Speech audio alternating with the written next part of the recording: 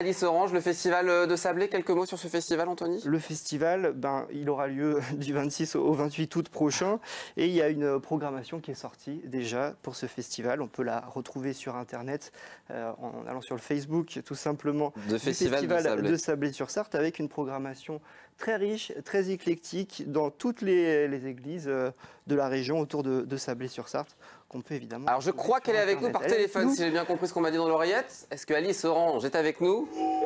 Bonsoir Alice.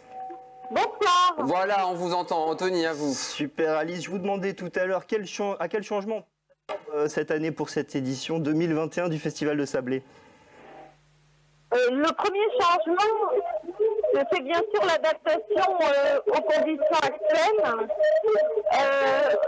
L'année passée nous a bien sûr appris qu'est-ce qu'il était envisageable de faire et quelles préconisations aussi on devait mettre en place pour pouvoir jouer. Donc c'est pour ça qu'on a cette année un format resserré qui nous permet aussi de nous adapter au contexte pandémique et aux éventuelles évolutions qu'il pourrait y avoir d'ici l'été.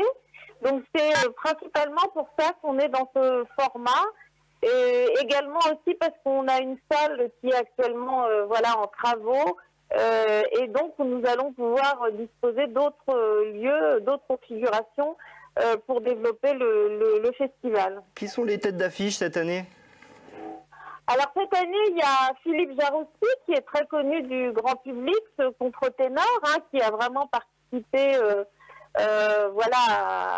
en tout cas à diffuser la musique baroque et à la faire connaître, qui sera dans une production du Stabat Mater de Pergolèse, avec Christina Puart et l'Arpeggiata. Donc ça, c'est un peu le concert phare de l'édition. Et puis on a aussi, par exemple, la création d'une œuvre qui n'a pas été jouée depuis sa création il y a 285 ans exactement, qui est l'œuvre d'une compositrice française qui s'appelle Mademoiselle Duval, qui est aussi un élément phare puisque c'est vraiment une recréation qui a donné lieu à des recherches historiques et un partenariat avec un ensemble autour de cette partition qu'on essaie de tirer de l'oubli. L'idée, c'est d'être présent un petit peu partout sur le territoire autour de Sablé-sur-Sarthe, dans les églises. C'est ça, vous avez voulu varier les lieux cette année? Oui, alors l'idée du festival, c'est toujours de rayonner sur les territoires. Donc là, en l'occurrence, en Sarthe et en Mayenne. Donc il y a des concerts qui auront lieu à Sablé, bien sûr, à l'église de Sablé, l'église Notre-Dame, mais on ira aussi, par exemple, dans la commune du Bailleul, on ira également à Auvergne-le-Hamon. Donc l'idée, c'est aussi de pouvoir montrer au public, aux festivaliers, les richesses architecturales qu'il peut y avoir autour de Sablé-sur-Sarthe.